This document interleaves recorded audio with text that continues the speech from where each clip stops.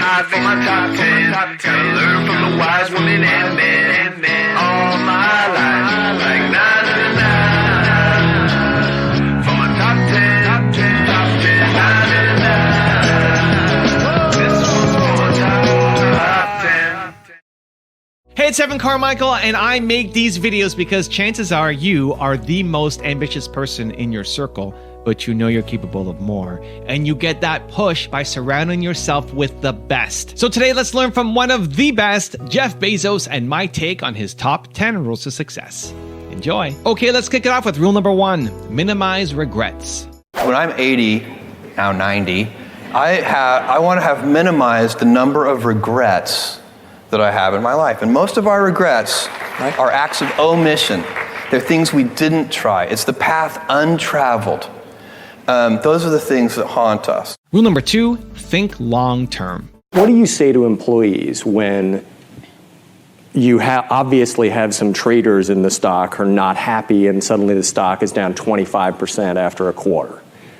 Well, since 1997, at almost every all-hands meeting, we have 2 all-hands meetings a year. At almost every all-hands meeting, I remind employees that, if the stock is up 10% this month, don't feel 10% smarter, because when the stock is down 10% some month, you're going to have to feel 10% dumber, and it's not going to feel as good. And so it's, ownership is, we give most of our compensation is done in terms of stock compensation. And part and parcel with ownership is a mentality of long-term thinking. Owners think longer term than renters do. So I have a friend who rented his house to some tenants, and instead of getting a Christmas tree stand at Christmas, they just nailed the Christmas tree into the hardwood floors of the house. No owner would ever do that. And but sometimes that's a bad tenant. They're good tenants, but that's a bad tenant, and it's because this is the same old thing about nobody ever washed a rental car, and you take better care of the things that you own, but one of the responsibilities of ownership, and definitely deep inside the Amazon culture, is to think about the fundamentals of the business and not the daily fluctuations in the stock price. There's no information in it. Rule number 3, listen to your customers. You shop on Amazon, and if you have something, the service you don't like. Yeah. So do you just pick up the phone, call your team of 700,000 people, and tell them, I don't like this, change this, or... You know what I do? So I don't do this, it doesn't happen that often, but if I get a delivery that I don't like, maybe I don't like the way it's packaged or something, we have regular meetings of the senior executive team, and I bring the box to the meeting. And when I walk in, I haven't done this in a while, it's been a while, but when I bring in a box, everybody in the room is like, oh no, he's bringing in a box, because it's always some problem. But really the way I get feedback is primarily from my email address is very well known, and I keep it well known. And I get hundreds and hundreds of emails every day from customers, and they always have something interesting to say when something goes wrong, because we have hundreds of millions of customers around the world, and no matter how good we are, we can still be better. You can always be better. Customers have a divine discontent, and they teach you if you listen to customers. So we watch for that, and we see patterns, and we can find places where it's not working, something's going wrong, and that's really how I get the feedback, is from customer input. And often, in all caps, angry, you ruined my child's birthday because the gift didn't show up on time.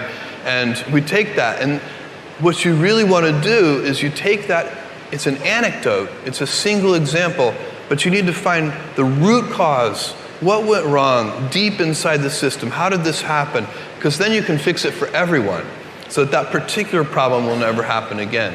You don't just fix the symptom, you have to fix the root cause. And that's been the secret to our operational success for 20 years. Rule number 4, empower others. What I want to achieve with Blue Origin is to build the heavy lifting infrastructure that allows for the kind of dynamic entrepreneurial explosion of thousands of companies in space that I have witnessed over the last 21 years on the internet. So when I think about the founding of Amazon.com, it only could work, so it take you back to 1995, July 1995, we open our doors. And this is a 10-person company. I'm driving the packages to the post office myself. And we were sitting on a bunch of heavy lifting infrastructure.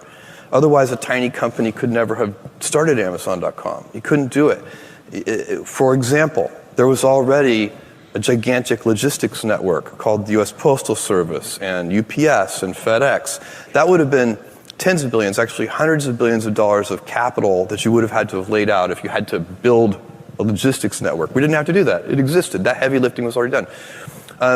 The internet itself was sitting on top of, at that time, the long-distance phone network. Again, tens of billions, hundreds of billions of dollars of capital put in place for long-distance phone calls, but repurposed for the internet.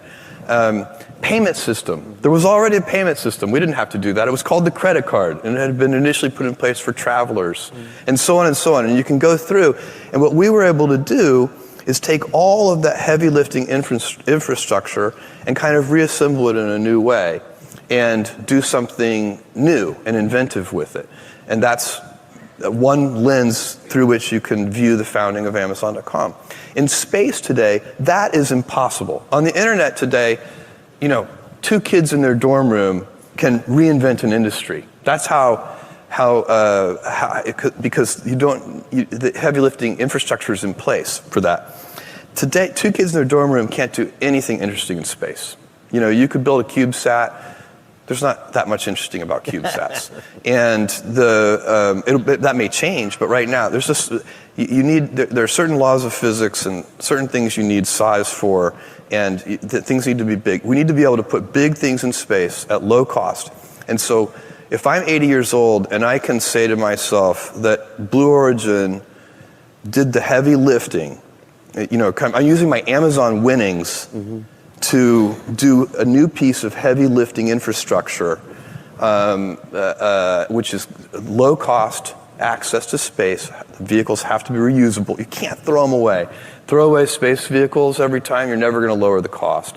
So we're trying to lower the price of admission into space so that thousands of entrepreneurs can then do amazing, surprising things. Nobody in 1995, so it's not that much. Just nobody in 95 predicted travel. Snapchat. Right. I can't predict for you what amazing entrepreneurs, brilliant, amazing entrepreneurs will do in space. But I know if I give them low-cost access to space, some brilliant, 22-year-old is going to figure it out. It's one of those things about what companies get sustainable. It's those that provide platforms upon which others can build. Amazon does it, empower Apple does others, it, empower others to do things. So AWS is like that. Kindle Direct Publishing is like that. Our third-party selling business is like that. Fulfillment by Amazon is like that. Every time you figure out some way of providing tools and services that empower other people to deploy their creativity, you're really onto something. Also, if you want to have more self-belief and more self-confidence, I've created a special free program where every day for the next 254 days, I will send you an unlisted video to help you boost your self-belief and self-confidence. The link to join for free is in the description below. If everything has to work in 2 to 3 years, then that limits what you can do. The stress primarily comes from not taking action. For me, I've seen small things get big, and it's part of this day one mentality.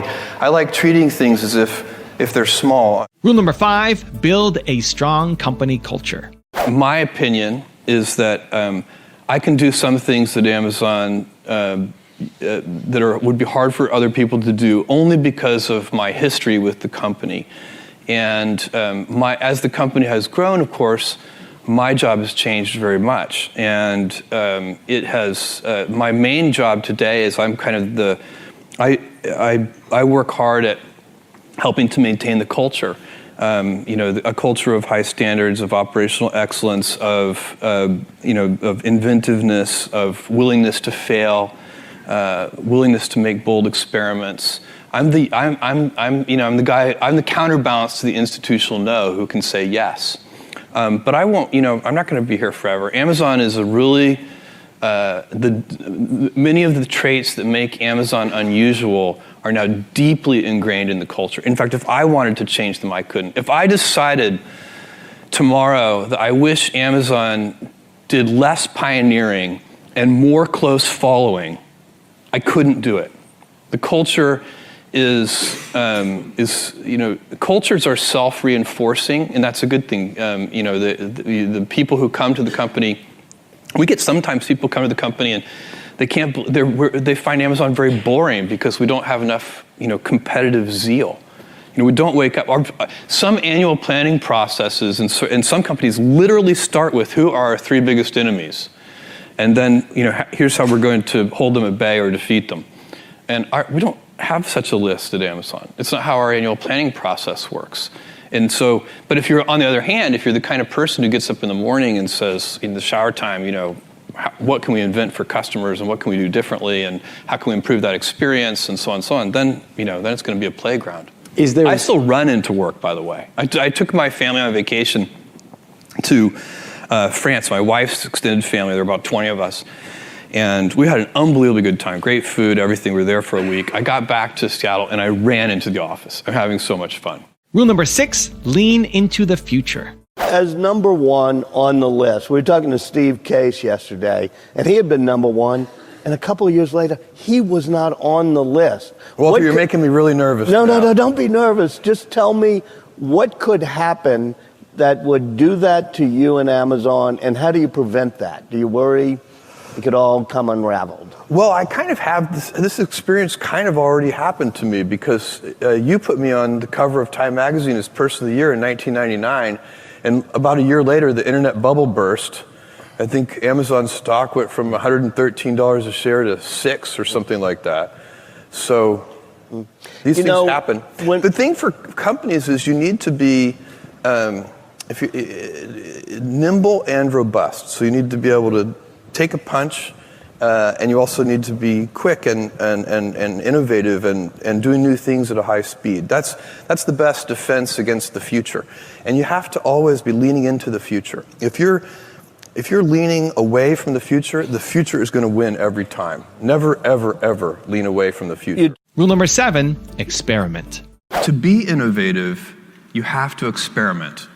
If you want to have more invention, you need to do more experiments per week, per month, per year, per decade. It's that simple. You cannot invent without experimenting.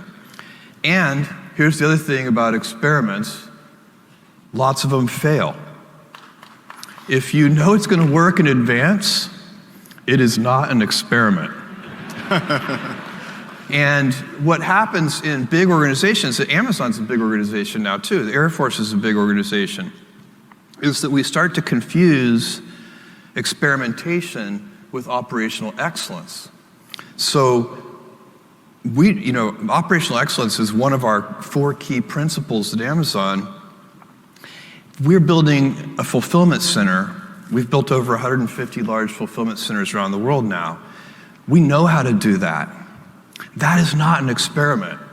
If we build the 151st fulfillment center and screw it up, that's just a failure. That's not the kind of failure we're seeking. We want failures where we're trying to do something new, untested, never proven. That's a real experiment, and they come in all scale sizes. Rule number 8, focus on customer obsession. There's your completely massive and globally dominant commerce business, first party and third party. There is AWS, Amazon Web Services, which came out of nowhere and is now massive. You're in the hardware business, including Echo and Kindle and the phone, grocery delivery, payments, TV shows. You're now making TV shows, advertising. Jeff, how can you possibly do all of that? You're exhausting me. How can you possibly do all of that and do it okay? Even okay, let alone good. So I think one way to think about this is, what are you really focusing on? So, I'm focusing on those things that I think make Amazon unusual. Genuine customer obsession. So like every single thing you just mentioned, when our senior executives sit down and review those programs, they're looking for customer obsession. Rule number 9, diversify. The question was, why did we expand into things like electronics, tools, and kitchen since those businesses are not today profitable? And the answer is that that it increases our addressable market size, so we can ultimately build a much larger company by entering into those new product categories.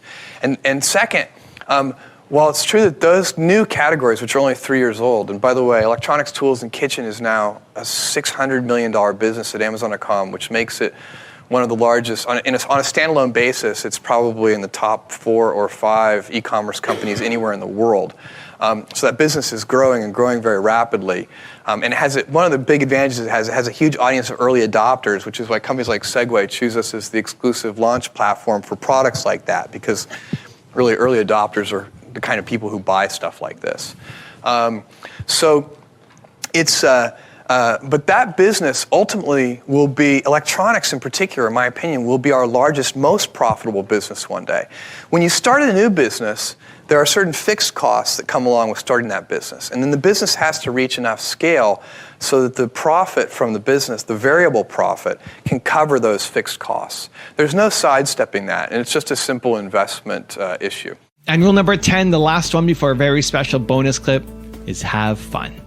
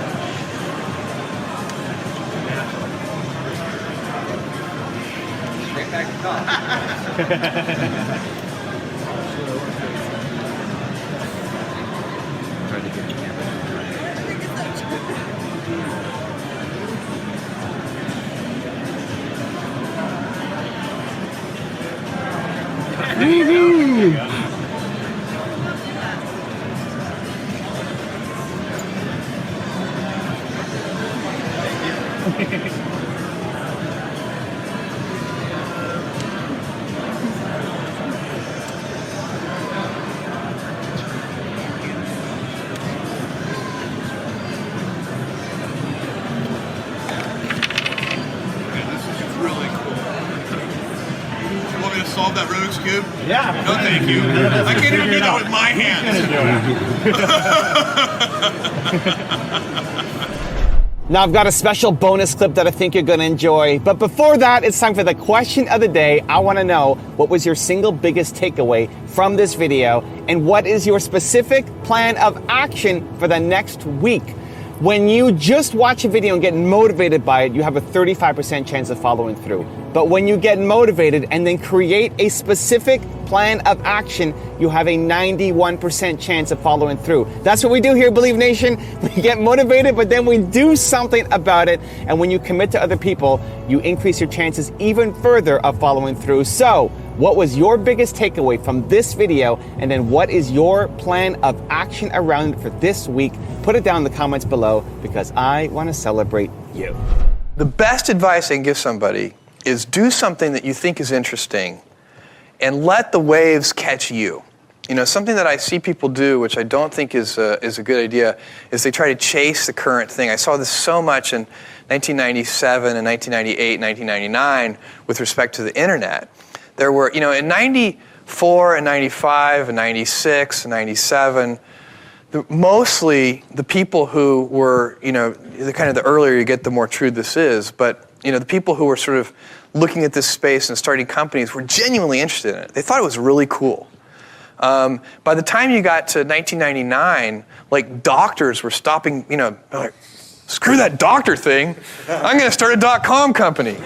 You know, and so that really made no sense whatsoever. You know, people were sort of abandoning the things they were genuinely interested in, trying to catch a wave. And whenever you try to catch a wave, you're almost always too late. So it's better to just, I mean, if you're paddling after it, you basically have to wait in place and let it come to you.